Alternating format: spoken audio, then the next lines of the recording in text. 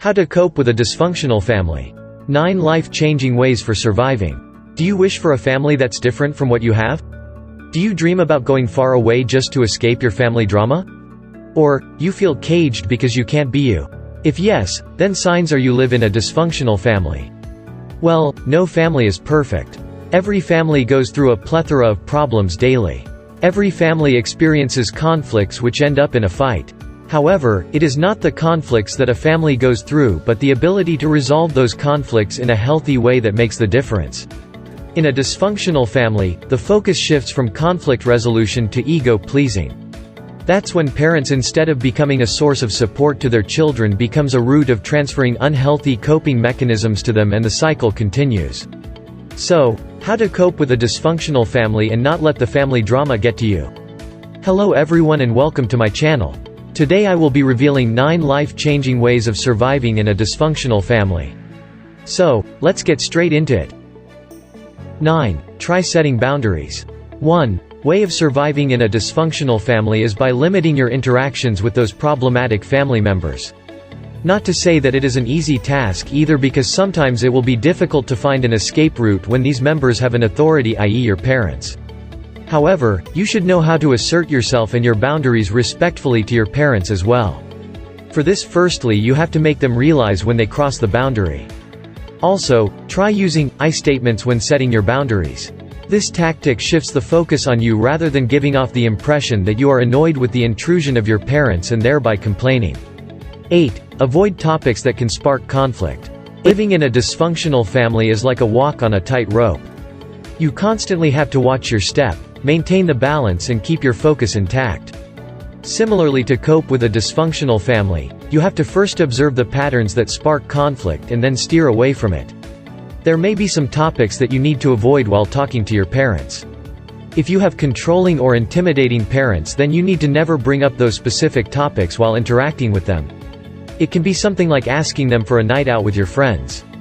If your parents are always like, "Be home at 9 p.m. sharp," then, asking them for a night out will land you in hot waters. 7. Discuss but don't blame.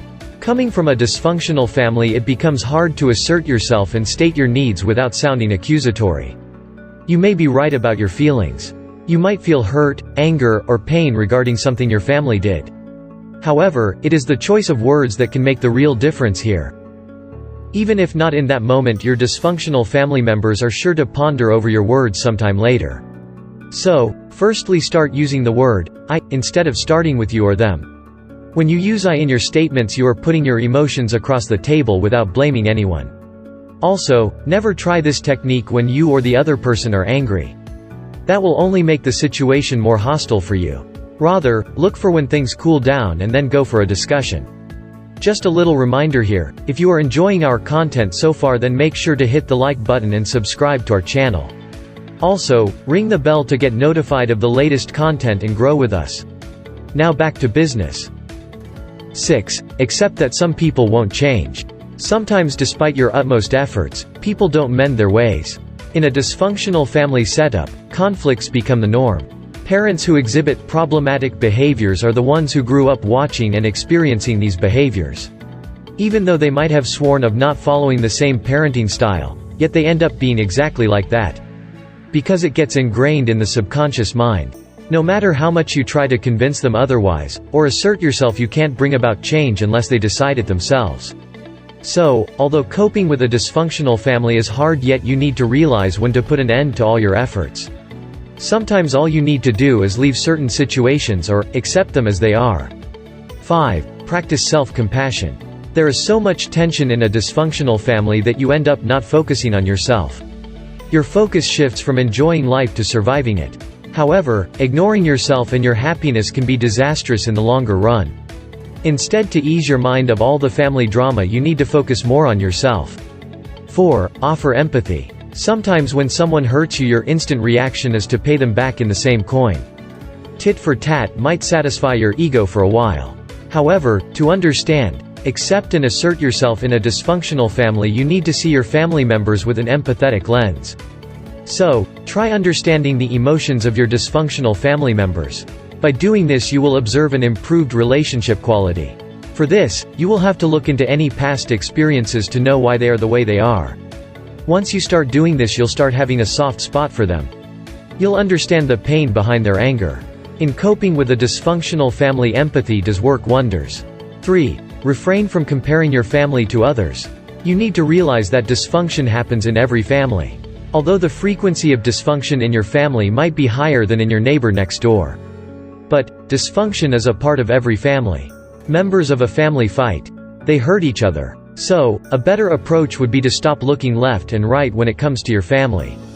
Stop comparing your family with someone else's. Just as families are different, so are the problems that every family faces. 2. Feel your emotions. In a dysfunctional family, you would seldom feel the need to vent out your emotions. But, the already constant drama would hold you back from doing so. Regardless, you should never suppress your emotions. You are allowed to feel anger, frustration, or pain because you are human. Feel your emotions rather than suppressing them. If you are angry, then stop forcing a smile on your face.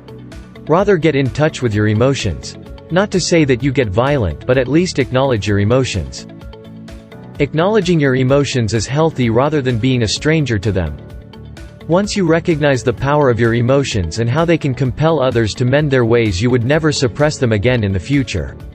1. Seek help. If nothing works, then you might consider seeking a therapist. When it's hard for you to handle the emotional distress that comes with living in a dysfunctional family, then professional therapy can be the best option. A mental health professional will help you deal with all the trauma that you have experienced.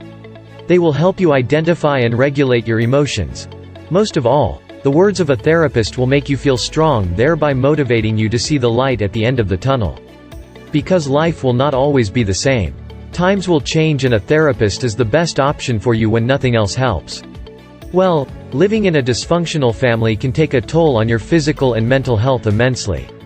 It might ruin your personality, and you may have difficulty forming relations later in life. But, remember, there's nothing that can't be fixed. You only need to take the right steps in the right direction. If you act on these 9 effective tips to cope with a dysfunctional family, you'll well be on your way to healing from the trauma. Let me know what you like the most. Feel free to leave a comment down below with your thoughts, experiences, or suggestions. Lastly, if you find this video helpful, be sure to hit the like button and share it with those around you struggling to deal with a dysfunctional family. Don't forget to subscribe to Lyrics of Life and ring the bell for more new videos. And like always, thanks for watching.